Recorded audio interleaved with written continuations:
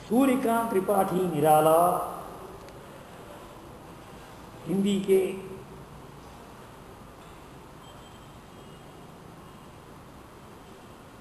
मृत्युंजय कवि। मुझे लगता है कि उन्होंने अपनी कविताओं से मृत्यु को भी जीत लिया है, इसलिए मैं उनको मृत्युंजय कवि मानता हूं। यद्यपि उनका पार्थिव शरीर आज हमारे सामने नहीं है, तथापि आज उनका काव्य शरीर अजरामर हो गया है। प्रस्तुत कविता वो तोड़ती पत्थर एक महीयसी कविता है, एक महान गीत है।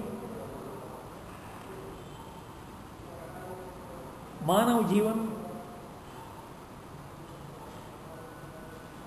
शोषण की नींव पर खड़ा सा लगता है। इस शोषण के दो पार्श्व हैं। एक पार्श्व पर शोषक खड़े हैं, दूसरे पार्श्व पर शोषित पड़े हुए हैं। प्रस्तुत कविता में पत्थर तोड़ रही एक साधारण स्त्री का सुंदर चित्र अंकित किया गया है। अमीरी और गरीबी का जो फर्क है उसे इस कविता में रोशन करने का प्रयत्न किया गया है। पत्थर तोड़ने वाली स्त्री अपने श्वेत कणों के सौंदर्य को दर्शाती है। वो पसीना बहा रही है और स्वकर्मरत है, अपने काम में लगी हुई है। यदि हम विभिन्न दृष्टियों से, विभिन्न आयामों से इस कविता का विश्लेषण करें तो लगता है कि इसमें शोषक वर्ग की मानसिकता और शोषित वर्ग की दयनीयता का चित्रण दिखाई पड़ता है। वो तोड़ती पत्थर ये कविता का शीर्षक है। पत्थर तोड़ने वाली स्त्री का नाम क्या है? कवि ने स्त्री का नामोल्लेख नहीं किया है। निराला ने नामोल्लेख क्यों नहीं किया है? पत्थर तोड़ने वाली स्त्रियां इस धरती पर लाखों हैं। वास्तव में मजदूरों का अपना नाम नहीं होता, मजदूरों की अपनी पहचान नहीं होती,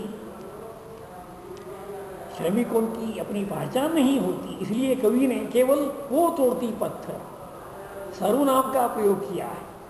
अन्य पुरुष एक वचन के सर्वनाम का प्रयोग किया है।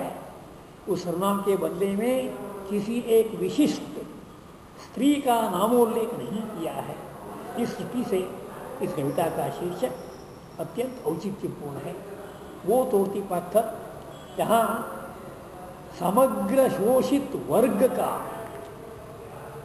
उल्लेख करने वाला शीर्षक है। वो तोड़ती पत्थर ये पंक्ति न केवल कविता का शीर्षक है, अपितु इस कविता की प्रथम पंक्ति भी है। वो तोड़ती पत्थर, लेकिन इस कविता की अंतिम पंक्ति है मैं तोड़ती पत्थर। जो पत्थर तोड़ रही है वो स्त्री कहती है कि मैं पत्थर तोड़ रही हूं, मैं पत्थर तोड़। इस प्रकार कवि ने वो और मैं इन दो सर्वनामों के प्रयोग से पूरी कविता के विषय को समेटने का प्रयास किया है। देखा उसे मैंने इलाहाबाद के पथ पर वो तोड़ती पत्थर। निराला ने उस स्त्री को कहाँ देखा है? इलाहाबाद के पथ पर पत्थर तोड़ने वाली पथ पर दिखाई देती है, वो किसी इमारत में या भवन में दिखाई नहीं देती। नहीं छायादार पेड़ वो जिसके तले बैठी हुई स्वीकार, वो किसी छायादार पेड़ के तले नहीं बैठी है, वो चिलचिलाती धूप में बैठकर पत्थर तोड़ती है। उसे कोई भी छायादार पेड़ हासिल नहीं होता है। उसके बाद कवि पत्थर तोड़ने वाली स्त्री के शारीरिक सौंदर्य का अथवा शारीरिक स्थिति का वर्णन करता है। श्यामतन भरबंधा यौवन नतनयन प्रिय कर्मरत मन, उसके शरीर का वर्णन करता है। वो युवती है, उसकी आंखें झुकी हुई हैं, वो अपने प्रिय कर्म में निरत है। गुरु हथौड़ा हाथ, उसके हाथ में एक बड़ा हथौड़ा है।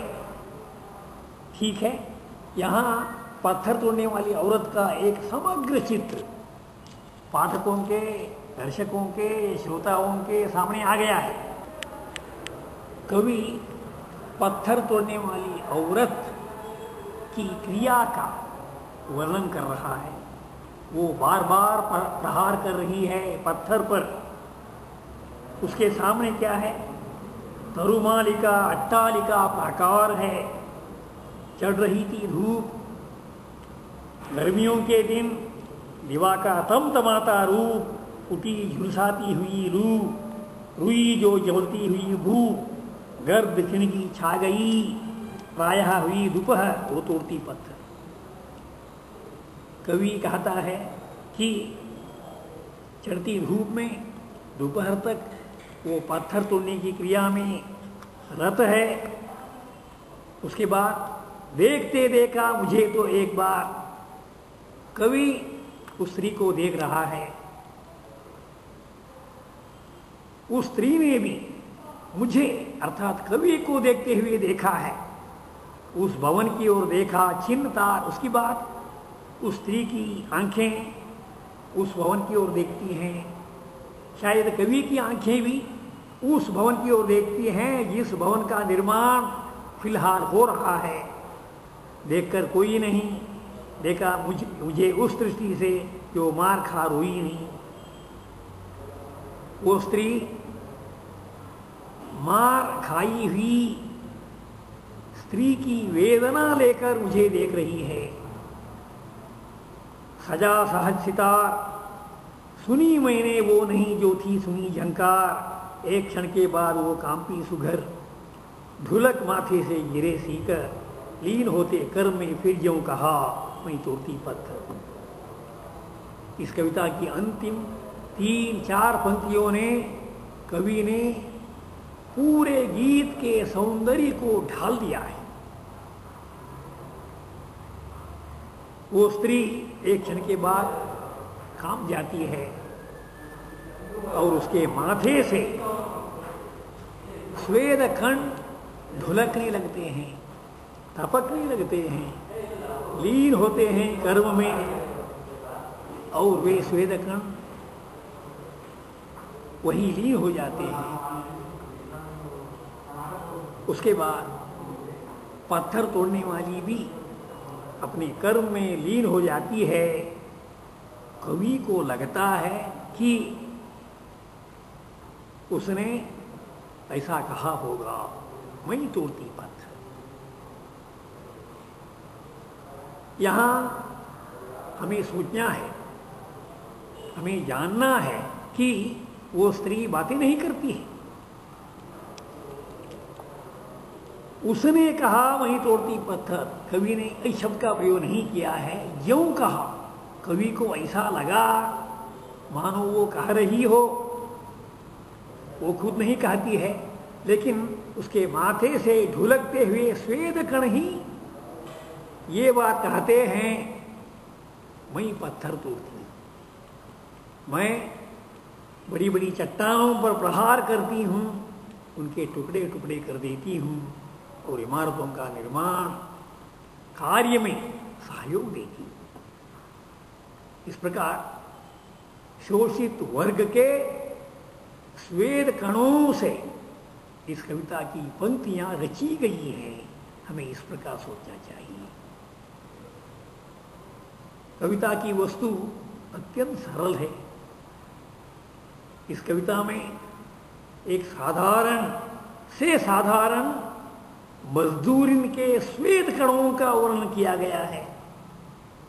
ढुल के माथे से गिरे सीकर, माथे से ढुलक कर जो सीकर स्वेद कण गिर जाते हैं, वे इस कविता के केंद्र में रखे गए। माथे से ढुलक कर गिरे हुए स्वेद कण शोषित वर्ग के चिन्ह हैं। उन्हीं के आधार पर इस कविता का निर्माण किया गया है।